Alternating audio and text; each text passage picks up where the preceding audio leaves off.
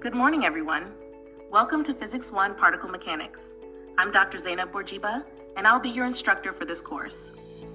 At the University of Guelma, I'm excited to guide you through the fundamentals of particle mechanics. Now, let's dive into the course content. We'll start exploring the key concepts and topics that will shape our understanding of particle mechanics. The course is divided into two main chapters. Chapter 1 covers dimensional analysis and vector calculations, where we'll establish the foundational tools needed for problem solving in physics. Chapter 2 focuses on kinematics, exploring the motion of objects and the forces that influence them. Let's begin with Chapter 1, Dimensional Analysis and Vector Calculations. In this chapter, we'll delve into the methods used to simplify physical equations and the role vectors play in representing physical quantities. Now, let's define dimensional analysis. In physics and engineering, a dimension represents a fundamental property like length, mass, time, or temperature. These dimensions form the basis for expressing and understanding physical quantities, each associated with a specific unit. Dimensional analysis, on the other hand, is a crucial method that examines the units of different quantities to uncover meaningful relationships. It ensures dimensional consistency in equations, helping us verify accuracy, detect errors, and understand the scaling behavior of physical phenomena. This framework is essential for measurement and analysis in the physical sciences. The key steps in dimensional analysis include identifying relevant physical quantities, assigning dimensions, expressing physical equations in terms of dimensions, checking dimensional consistency, and using this analysis for problem solving. The International System of Units, or SI, is based on 7 primary dimensions. These dimensions and their corresponding SI units provide the foundation for expressing all other physical quantities as presented in the table. In this section on vector calculus, we'll start by defining scalars and vectors. Scalars are quantities fully described by a magnitude alone. For example, the mass of an object, such as 5 kilograms, is a scalar quantity because it only has magnitude. Similarly, a thermometer reading of 30 degrees Celsius and a car moving at 60 kilometers per hour are scalars, as they describe only magnitude. In contrast, vectors are quantities that require both magnitude and direction.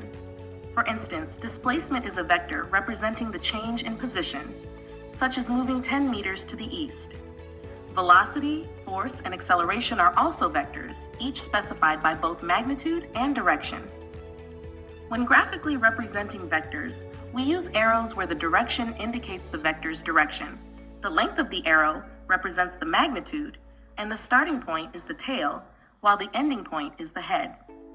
Additionally, in Cartesian coordinates, vectors are broken into components along the x, y, and z axes. The equations presented here provide information about the vector dot product, or scalar product, which involves multiplying the magnitudes of two vectors and the cosine of the angle between them. This operation is essential for understanding vector relationships and solving problems related to work and force alignment. Now, let's move on to Chapter 2, Kinematics. In this chapter, we'll explore the study of motion. We'll cover concepts such as velocity, acceleration, and the various equations that describe the motion of objects. This chapter will provide a foundational understanding of how objects move and how we can analyze their motion using different principles and equations. Kinematics is a branch of classical mechanics that focuses on the motion of objects without considering the forces that cause this motion. It provides a foundation for more advanced topics in physics, such as dynamics, which delve into the forces involved in motion. In kinematics, vector position in coordinate systems plays a crucial role. This refers to the location of a point or object in space relative to a chosen origin, represented by a set of coordinates. Coordinate systems are mathematical tools used to describe these positions. There are 3 primary types of coordinate systems. 1. One-dimensional, 1D, used to describe motion along a single axis. 2. Two-dimensional, 2D, describes positions in a plane with x and y coordinates. 3. Three-dimensional, 3D, extends to 3 axes, x, y, and z, to describe positions in 3-dimensional space. In 3-dimensional Cartesian coordinates, we use x, y, and z axes to locate points. Additionally, there are cylindrical and spherical coordinate systems, which provide alternative methods for describing positions in 3D space. Each system offers unique advantages depending on the nature of the problem or object being analyzed. Velocity is defined as the rate of change of position with respect to time. In calculus notation, this is expressed as the derivative of the position vector with respect to time. This formula captures how quickly an object's position changes over time and indicates both magnitude and direction.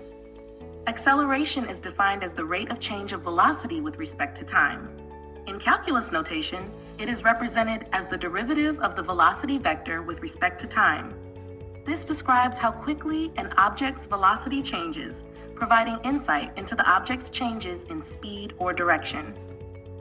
In conclusion, chapters 1 and 2 lay the groundwork for understanding dimensional analysis, vector calculus, and kinematics. Chapter 1 covers dimensional consistency and vector operations, essential for solving physical problems. Chapter 2 applies these concepts to describe motion in various coordinate systems and analyze velocity and acceleration. These chapters provide the fundamental skills needed to tackle advanced topics in physics and engineering. Thank you all for your attention.